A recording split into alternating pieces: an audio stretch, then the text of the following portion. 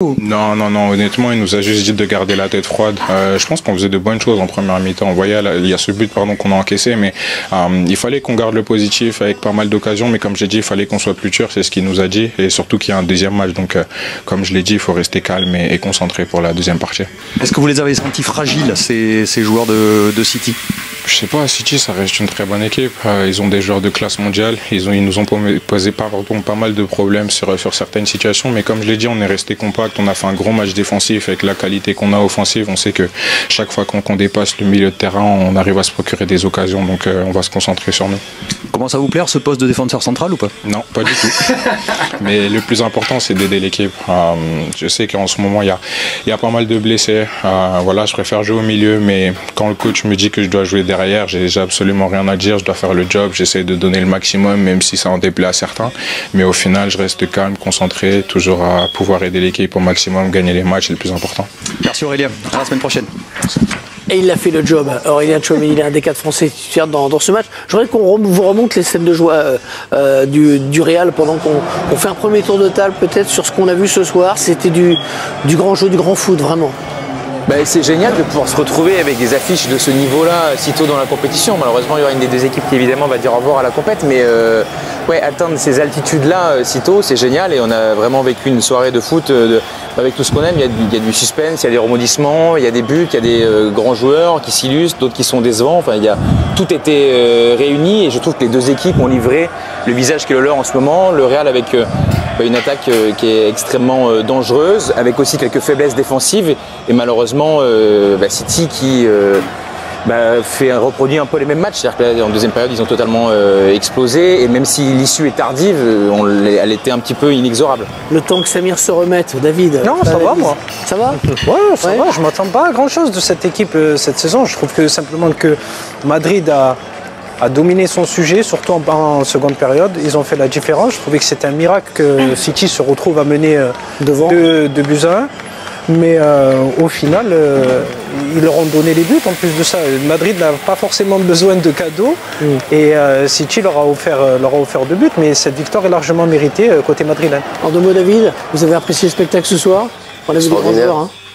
Extraordinaire. On a vu du grand football. C'est le football qu'on aime. Il y a eu quelques erreurs. On sent une équipe de City qui est en convalescence. Ils sont pas encore revenus au niveau qui était le leur il y a quelques temps. Mais cette équipe de Madrid est quand même incroyable. Elle est quand même capable de renverser des situations, même si ce soir ils ont dominé les débats. Il y a eu des moments faibles, des moments forts. Ils ont su gérer tous ces moments-là et puis dans les moments forts, ils sont capables de faire la différence. Regardez le tableau de bord de ce match quand même, qui a été très ouvert, beaucoup d'occasions, une possession légèrement à l'avantage de City, mais regardez le nombre de tirs ce soir. 20 tirs pour le Real, 11 pour City. Expected goals, 3,42. C'est énorme. Hein. C'est absolument colossal. Et il n'y a pas de pénalty dans cette. Et dans le 1-6 de City, il y a le pénalty. Donc c'est-à-dire que c'est quoi? Pénalty, on rappelle, c'est 0,79. Ouais. Bon voilà, donc ça veut dire que le but qu'ils auraient pu marquer dans le jeu, pour City, le chat est maigre. Mais comme vient de le dire Samir, c'est que très clairement, ce soir, elle est méritée cette victoire de Real Madrid. Et ce qu'il faut lire avec ce tableau de bord, c'est que les meilleures occasions, et on l'a vu pendant plus de 90 minutes, elles ont été. Même dans la maîtrise, dans le jeu développé, dans tout. On retrouve pas une équipe de City. Pourtant, c'était l'occasion d'avoir un petit peu cette équipe qui se réveille, l'orgueil justement de ces grands champions. Mais ce qu'on voit, c'est que cette équipe-là, elle a besoin d'un grand ménage à la fin de saison pour pouvoir renouveler son effectif. Mais c'est décidé, cette victoire dans les 10 dernières minutes seulement. On va revoir ces 2 buts inscrits par les Madrilènes alors qu'ils étaient menés 2-1. L'égalisation de Brahim Diaz. Un ancien Citizen. Ouais, c'est pour ça qu'il ne fête pas, qu'il reste sobre. Et il était avec moi à City. Il était avec moi à City, c'est pour ça qu'il ne célèbre pas. Mais on l'avait vu décisif contre Leipzig la saison dernière. Il a peu de temps de jeu, mais lorsqu'il rentre, il montre qu'il est un très bon joueur. Et puis, alors qu'on se dit que... Parce que sur ce match-là, quand même, il leur sauve quand même la mise. Ouais, là, par contre, sa sortie, c'est ni fait ni à faire. En fait, il donne la possibilité à Vinicius de tranquillement glober. Oui, mais c'est un raté de Vinicius quand même. Et après, bon, c'est Stones qui n'arrive pas à prendre de vitesse Bellingham, mais Bah, je trouve que ça leur pendait au nez et que c'est totalement mérité. Ils sont percés quand même en 2 touches. Hein, là. Même là, sur Rico Lewis, il attaque pas le ballon. Il n'y a rien qui est bien fait défensivement de toute façon sur cette action. Même Stones, il court après. Si Ederson ne sort pas si vite, il faut aller le marquer le but quand même. Hein. Le ballon est très haut, il a la course. Non, mais on n'a pas dit. Mais personne. Mais je pense pas que Ruben Dias puisse rattraper Vinicius. Ouais, certes, mais le ballon était difficile à maîtriser. La remise, elle est de Kovacic. Ah, mais t'espères, Oui, Kovacic. Après, il y a Ça, c'est l'erreur majeure. C'est l'erreur, pour moi, c'est une erreur majeure parce qu'après. La remise de Kovacic, mais je me dis que si Rico Lewis il va avec sa tête, il peut siffler faute parce qu'il y a le jeu quand même dangereux et il n'y va pas. Qui ont été judicieux, Modric au milieu pour mettre le pied sur le ballon. Et oui, c'est vrai, c'est le temps du Real Madrid et il y a eu le 2-3. D'un côté, on retrouve des mots qu'on a déjà vus cette saison du côté de Manchester City. Hein. C'est finalement un peu un scénario identique à ce qui s'est passé il y a quelques semaines au Paris Saint-Germain. C'est quand même Tottenham. On vous montrait la stat avant le match contre le Paris Saint-Germain avec Samir. Cette saison, il tourne à 1,5 buts encaissés en moyenne par match, toute compétition confondue. On n'avait jamais vu une telle moyenne pour une équipe de Guardiola. Sur ce match-là, au retour, ils peuvent en prendre 5. Hein. Oui, oui. Ils peuvent en prendre 5. C'est pas la première fois qu'ils se prennent 2-3 buts à la fin d'un match aussi. Elles font très mal. C'est la cinquième fois cette saison, toute compétition confondue, qu'ils perdent un match après avoir mené au score. On l'avait vu au Parc des Princes il y a quelques semaines et ce soir dans un autre match important, encore une fois, ils se font renverser. Et je dirais qu'au-delà collectivement, il y avait vraiment une différence entre les deux équipes. Physiquement, on sent qu'ils plongent. Et moi, c'est les individualités, quoi. Moi, quand je vois Vinicius passer quasiment à chaque fois, ou Rodri qui fait des différences, c'est vrai que du côté de Rodrigo. Rodrigo, pardon. Du côté de City, j'ai pas la sensation qu'il y a un joueur qui peut éliminer. Il y en avait. Foden le faisait. Mais bon, il va arracher un penalty, quoi. Mais c'est au forceps, quoi. Tu vois. Parlons, si vous voulez bien, du match de Mbappé qui a marqué un but, une petite feuille morte du tibia. Travailler à l'entraînement. Un peu de réussite. Un peu, ouais. c'est un but. Mais l'appel est bon, l'intention était là. Après, c'est vrai qu'il a de la réussite. L'appel est très bon. Ouais. L'appel est très très bon, regardez, dans le bon timing. Ouais. Et puis il se couche malgré tout sur ce ballon, il aurait pu l'envoyer au-dessus. Alors, effectivement. Non, je pense qu'il a énormément de chance. On l'a vu ce soir. Et tu sais ce que Bertrand, je vais te raconter un truc, si tu fais pas l'appel, tu peux pas marquer des buts moches. Oui, mais la confiance, il en réussit. Il a la confiance. Là, il vient de marquer 10 buts sur ses 9 derniers matchs et surtout, il a marqué. On voit plus trop la différence de Kylian Mbappé, même s'il est décisif dans les moments importants. Puisque vous parlez de classe mondiale, David Berger et Christophe, c'est vous du match de Mbappé ce soir? Bon, c'est vrai que c'est pas le chef-d'œuvre le mieux sculpté de la part de Kylian Mbappé, mais il a marqué et surtout ça confirme qu'il est sur une super série. On va vous montrer quelques égalités. Après, c'est vrai qu'il est monté en puissance, même s'il y a eu un petit peu d'énervement dans la fin du premier acte, mais on l'a vu présent, on l'a vu disponible, que ça soit dans la profondeur, dans les pieds, là, son appel, il est vraiment parfait, même si effectivement il y a beaucoup de réussite sur son geste technique. Voilà, c'est dans les intentions. Ouais, je pense qu'avec ses partenaires, ils sont en train de lui dire. Ça, elle est belle cette image. La fameuse phrase de Benoît Paire sur ce geste technique. Mais en tout cas, il a été constant tout au long du match. Il a essayé de faire la différence et on le voit collectivement aussi très investi parce que même remplacé, il a été fêté le but avec. Il y a des talents, il y a des égos, Hervé, mais voilà, tout le monde travaille ensemble. Il y a une joie très collective. Et d'ailleurs, les partenaires de Kylian Mbappé veulent qu'il soit le Pichichi en fin de saison, c'est-à-dire le meilleur buteur du championnat d'Espagne. Il va évidemment flamber encore en Ligue des Champions. Et vous savez qu'il y a toujours des débats sur son positionnement. On a la touch map du match de Mbappé qui montre qu'il navigue à droite, à gauche. Il bouge beaucoup, Gauthier. Oui, alors c'est celui des joueurs offensifs du Real Madrid qui a touché le moins de ballons ce soir, mais on voit que ce n'est pas qu'un numéro 9 de surface et que dans ce jeu du Real Madrid, évidemment, son activité. Mais il ne faut pas qu'il le soit de toute façon parce qu'il ne sait pas vraiment le faire encore. D'être un numéro 9 de surface. Il faut que ce soit une attaque un petit peu libre, un peu comme ils font au PSG où chacun peut permuter à tout moment. En tout cas, il a deux gars à côté de lui qui peuvent aussi permuter avec lui. Et je me rappelle des débats qu'on avait en début de saison avec l'entente Vini, Mbappé, où est-ce qu'il allait trouver sa place et tout. Là, petit à petit, ils sont en train de répondre positivement à toutes les critiques en fait. Il n'y a pas que les 4 Français du Real qui ont réussi leur match. Il y a aussi les Français arbitres ce soir avec Clément Turpin et ses assistants et la VAR aussi, parce qu'il y a eu l'histoire du penalty qui n'a pas été sifflé, le hors-jeu a été avéré, et puis il y a eu ce penalty très important qui donnait à ce moment-là la victoire à City. Faute de Ceballos sur Foden, rien à dire. Hein, sur déjà, pour parler de Clément Urbain, je pense qu'il est très bien placé et je trouve qu'il prend une décision franche. Il y a juste une grosse faute à la fin qui ne siffle pas sur Bellingham, où il y a un coup franc dangereux pour le Real Madrid. Il reste 2 buts parce qu'il est à 20 mètres. Et je trouve qu'au-delà des décisions qui sont prises et qui là ce soir sont bonnes, dans le langage corporel qu'est le sien et les échanges qu'on peut voir depuis la télévision au moment des situations critiques, il est dans le dialogue avec les joueurs, dans la pédagogie. Ce qu'on aimerait qu'il soit parfois plus quand il est en France. Je trouve, moi, il m'a arbitré en Europe et je trouve que oui, en Europe, il y a une vraie communication. On ne peut pas dire un truc gentil sans terminer par un tacle sur la fin. Non, moi, personnellement, je trouve que c'est le meilleur arbitre français. Moi, je trouve qu'il a un dialogue avec les joueurs de. Ouais, même en Ligue 1. Très très calme en Ligue 1 aussi. De Ligue 1 ouais. Il reste plus qu'à les convaincre. Oui, mais ça, les joueurs ne sont jamais convaincus. On leur parle toujours mal. Regardez, Samir Nasri vous dit c'était très bien. Moi, en Europe, mais après, je me souviens plus qui m'a arbitré en France, mais en Europe, lorsqu'il m'a arbitré, c'était très bien. Les joueurs t'appellent pour te dire qu'ils sont fâchés avec. Donc, parfois, on les appelle pour se renseigner sur le. Il a une telle proximité avec les joueurs qu'il a été taclé par Alain. Ce qui est bien en tout cas, c'est que les grands matchs européens sont quand même souvent pour lui ces dernières saisons. Ouais. Je trouve que c'est le meilleur français, arbitre. Et François Le Texier a des gros matchs aussi. Hein. Je préfère Turpin. Il n'y a pas longtemps. On regarde le but de Haaland, le premier but, celui de l'ouverture du score, qui nous a laissé penser à un moment donné que City allait se sortir de sa période noire. C'est vrai qu'ils sont plutôt bien rentrés. Hein. Enfin, au début, difficile, mais ensuite, ils ont fait 25 bonnes minutes dans cette première période et ils se sont un peu éteints en seconde période. C'est l'amorce de la bonne période de City, ce but-là qui a changé la première période. Et enfin, c'est vrai que ça a été détaillé à la mi-temps, mais la course de Guardiola, la finition de Haaland, il y a vraiment beaucoup de très belles choses dans cette action-là, et notamment je trouve la passe de Guardiola. En fait, cette période où il marque, c'est les 20 seules bonnes minutes presque de City pendant tout le match. Mais si on regarde bien, quand il joue comme ça, c'est bien.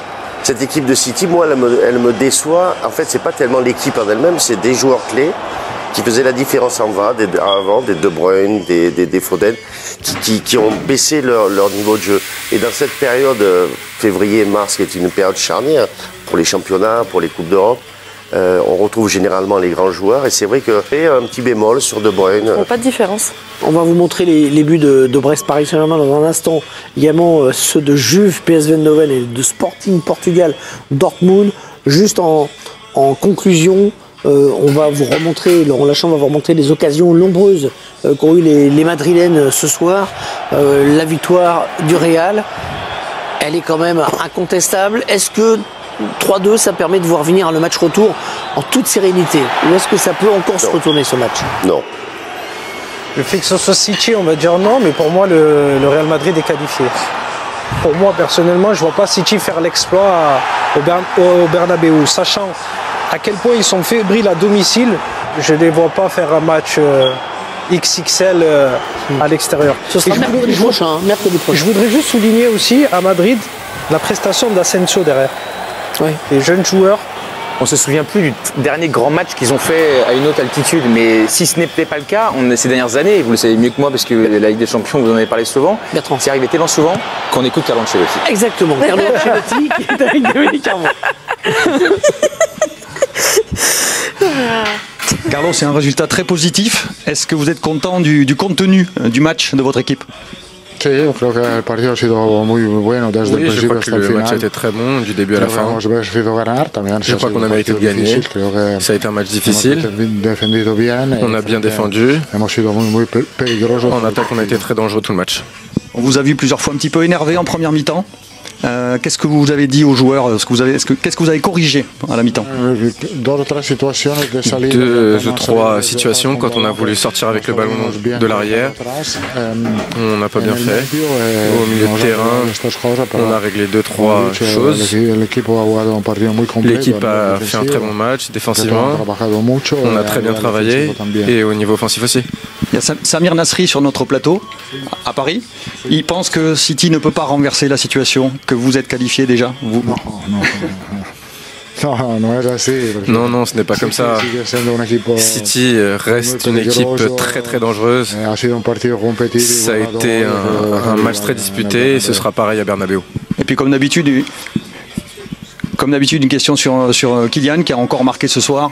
Ça y est, il est complètement lancé. Vous êtes totalement satisfait de ce qu'il fait avec vos autres attaquants? Oui, il est très dangereux. Et en plus, ils ont beaucoup travaillé pour aider l'équipe, ils se sont sacrifiés. C'est très bien pour l'effectif, pour le groupe. Kylian a beaucoup travaillé aujourd'hui au niveau défensif. Et bien sûr,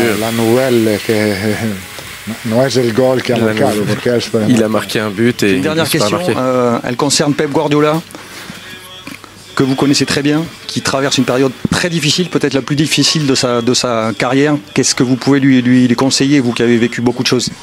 Notre travail est très difficile, toujours. Quand tu gagnes, quand tu perds, quand tu fais match nul, c'est la normalité. C'est toujours difficile ce travail. Je n'ai rien à lui dire. Pour moi, il continue d'être le meilleur au monde. Merci beaucoup. Carlo Ancelotti, avec la traduction de Sébastien Martins, qui n'a pas traduit quand Carlo dit « ce Nasri ne connaît rien au football ». C'est n'importe quoi. Il essaye de nous endormir. Non, mais il est dans son boulet. Il ne va pas dire oui, c'est clair, qualifié. Mais on ne peut pas le dire. Non, mais oui. Je veux dire, 3-2, c'est pas suffisant pour dire au match retour. Mais aujourd'hui, si on fait un tour de table, qui voit City se faire l'exploit à Bernabeu ou se qualifier? Personne. Non. Et puis Ancelotti, là, on me posait la question, les conseils qu'il a donnés à Pep Guardiola, je pense que des conseils, ils lui donneront, mais après le match retour. Pas... Je pense qu'il voulait plus que conseil, c'était un message d'appel. Et classe encore. Voilà, c'est Carlo. La dernière phrase, ça reste le meilleur du monde, c'est quand même la... C'est classe. Hein. C'est la classe, On Carlo. voit les images de Brest-Paris, le résumé je les connais très bien, de ce que vous avez vécu tout à l'heure. C'était avec François Marchal et Sidney Govou qu'on va retrouver à Guingamp pour un rapide résumé du match avant de passer à la Juve. Un petit air de Ligue 1 ce soir à Guingamp, un petit air de fête également pour ce barrage aller entre Brest et le Paris Saint-Germain. On va voir ce qui s'est passé au cours de cette rencontre. Les arrêts de jeu avec un nouveau but de Dembélé, doublé ce soir de Dembélé. C'est impressionnant ce qu'est en train de faire Ousmane Dembélé. Oui, il est sur une série de 8 matchs consécutifs en marquant. Et sur ces 8 matchs, vous le voyez, tous ces ballons, 15 buts marqués par Ousmane Dembélé, 23 depuis le début de la saison. Mais figurez-vous que les 15 qu'il vient de marquer en 8 matchs, ce serait déjà le record de sa vie sur une saison, puisque son précédent record sur une saison, c'était 14 en carrière. Il est dans la forme de sa vie. C'était la 23e journée de la Liga. C'était un derby madrilène entre le Real Madrid et l'Atlético Madrid, bien sûr. Deux styles de jeu complètement opposés. Et le Real, son club de superstars, de galactiques. Et bien sûr l'Atlético, la Grinta. L'équipe qui ne lâche rien, l'équipe teigneuse, avec un coach argentin qui est toujours là depuis très longtemps. Il s'appelle Simeone. Donc, le pas, en fait, l'enjeu a pris le pas sur le jeu parce que ça restait crispé un peu partout entre les deux formations. Donc, alors que l'Atlético avait ouvert le score, Mbappé est revenu à la marque grâce à un centre de Rodrigo et puis une tête déviée par Jude Bellingham. Le Real a franchement dominé la seconde période, mais ce n'était pas suffisant pour marquer un deuxième but et obtenir cette victoire. Sinon, le Real reste en tête. Hein. Il reste en tête du championnat avec 50 points, 5 points d'avance sur le Barça et 1 point sur l'Atlético. Donc c'est pas mal déjà pour un début entre le... C'est pas mal pour ce classement. Mais le championnat est encore long. On s'achemine vers une course à 3 pour le titre. Alors on s'achemine vraiment vers une course à 3. Ah, il faut qu'on sait, c'est que... On s'achemine vers une course à 3 pour le titre. Donc, on espère que le Real Madrid va retrouver ses chapeaux de roue et redevenir ce rouleau compresseur qu'il était il y a quelques temps encore. Parce qu'aujourd'hui, on a l'impression que le Barça qui devient le Real. Beaucoup de sourires hein, du côté des Barcelonais. Ils sont très très contents de ce score mitigé, de ce score à égalité entre l'Atlético et le Real Madrid. Ils sont très très contents les Barcelonais. Mais les Madrilènes, bon, un point quand même, c'est mieux que rien parce que les débâcles qu'on a subis ces temps-ci, un point c'est pas rien, on est bien positionné quand même en championnat. Grosse affiche ce mardi 11 février entre Manchester City et le Real Madrid. Mais il faut dire que les données ont changé. On n'a plus le City d'il y a 1 an, d'il y a 2-3 ans. On n'a plus le grand City de Guardiola, le rouleau compresseur qui broie tout, qui fait peur à tout le monde. on n'est plus vraiment dans cette configuration-là. On est dans une toute autre configuration. On est avec un Manchester City qui souffre, un Manchester City qui a perdu des repères. On dirait même que le cycle est fini. Alors, mais qu'est-ce qui a pu causer ça? Est-ce que le ballon d'or de Rodri est une malédiction pour Manchester City? C'est la question qu'on pourrait se poser. En tout cas, pour moi, c'est une question qui est assez, on va dire, pertinente. Depuis l'acquisition du ballon d'or par Rodri, Manchester City est en train de se noyer. C'est un gros naufrage. Surtout qu'on sait que Rodri au milieu de terrain, c'était lui le métronome. C'est un gros naufrage actuellement. Et on connaît la guéguerre qu'il y a eu, le Real qui ne s'est pas présenté à la cérémonie. Rodri qui a lancé des pics au Madrilène et Vinicius et consorts. Et c'est une belle occasion pour prendre sa revanche quand on sait que Vinicius, lui, il a eu le prix de meilleur joueur au best, la cérémonie de la FIFA. Donc, grosse occasion pour Rodri pour remettre tout à plat. Non, pour Rodri, oui, mais grosse occasion pour le Real de se venger sur le terrain avec la manière en battant largement cette équipe de Manchester City. Mais il faut dire que ce ballon d'or n'a pas porté bonheur à City. Parce que depuis qu'ils ont ce ballon d'or, l'équipe elle souffre, elle perd face à des petits clubs, elle est mal classée au championnat, mal classée en Ligue des Champions. On se demande comment est-ce que... Entre autres, pour Nabil Djellit, le seul vainqueur de cette confrontation, le seul vainqueur de ce derby, c'est n'est autre que le FC Barcelone. Alors pourquoi est-ce que Nabil Djellit fait cette affirmation? Mais bon, les raisons, elles sont simples. Hein. Les raisons, elles sont simples. C'est que c'est un derby avant tout. Le match est terminé par un score nul, étriqué, un but partout. Voilà, ce qui permet donc au Barça de réduire l'écart, donc les leaders. Voilà, donc du coup, le Barça a un match contre Séville le lendemain. Donc du coup, le Barça est le grand vainqueur parce que c'est l'occasion de revenir à 2 points du Real Madrid. Donc il y a cette raison-là. Également, l'impact sur le classement. Voilà, un match nul entre l'Atlético et le Barça, ça donne l'opportunité de se rapprocher des premières places, comme je disais tantôt. C'est du pain béni pour le Barça. Donc maintenant, il faut que le Barça le fasse parce que Séville également n'est pas un petit club. Donc le Barça, en remportant ce match, va se mettre en bonne posture pour pouvoir récupérer le trône de la Liga, pourquoi pas. Voilà. Et puis il y a Diego Simeone également qui a encensé le Barça, considérant le Barça comme la meilleure équipe.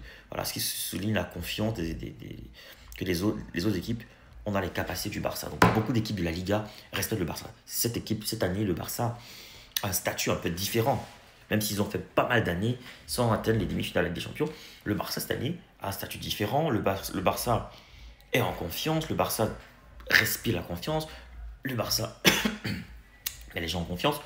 Beaucoup de gens les voient même comme potentiel vainqueur de la Ligue des Champions. Donc, ça passe également par cette lutte au championnat, parce que c'est par là aussi qu'on voit les performances actuelles, les dernières performances, les mises à jour. Donc, c'est par là qu'on saura si ce Barça-là peut avoir les épaules pour aller jusqu'au bout, parce qu'on peut avoir de belles performances, mais ne pas pouvoir arriver au bout du championnat ou au bout de la saison. C'est pas facile, c'est jamais facile. Et vous, que pensez-vous de ce résultat étriqué entre l'Atlético et le Real? Est-ce que le déclic sera donc ce soir? Est-ce qu'il y aura un sursaut d'orgueil? Est-ce que City va retrouver ses sensations? On se demande bien comment, parce qu'on sait que le Real est aussi très très motivé à prendre sa revanche. On sait que le Real a aussi tout approuvé en Ligue des Champions parce qu'ils n'ont pas eu une très très bonne position dans ce nouveau format, la Ligue des Champions. Vous savez, maintenant c'est comme un grand championnat européen en première partie. Ce n'est plus les poules, les groupes comme avant. C'est un grand championnat où on prend les 25 premiers. Donc beaucoup de gens ont changé, beaucoup de gens découvrent. Mais c'est un modèle à la Super League. Le style qui avait été proposé par Florentino Pérez, bottant en touche pour la FIFA. En passant, on rappelle quand même que Pérez a gagné son combat en justice contre l'UEFA. Et du coup, Pérez pourra gagner une Super League sans être sanctionné par l'UEFA, sans être exclu des compétitions de l'UEFA. Donc, ça n'est pas fini avec la Super League. Je pense que l'UEFA a anticipé en créant donc, cette Ligue des Champions avec ce format-là. Donc, pour revenir dans cette grosse confrontation entre Manchester City et le Real, on se demande comment City va faire. Peut-être Rodri aurait dû renoncer à ce ballon d'or parce que beaucoup estiment qu'il ne le méritait pas, parce qu'il n'est pas talentueux, parce qu'il y avait quand même un Vinicius qui a presque tout gagné. Rodri a certes gagné l'Euro, mais est-ce que l'Euro fait le poids avec tout ce que Vinicius a réalisé? On voit très bien qu'il y a une discorde, ça arrive très rarement entre ballon d'or et joueur FIFA de l'année. Donc ballon d'or remis à Rodri et joueur FIFA remis à Vinicius. Du coup, ça enlève quand même quelque chose, ça casse quelque chose, ça discrédite un peu ce ballon d'or que Rodri a eu. Et je crois que toute cette polémique a fait du mal à City, qui en a fait les frais de cette polémique, non seulement de l'absence de Rodri qui est blessé, qui est blessé depuis des mois, mais aussi cette polémique et tout n'a pas arrangé les choses.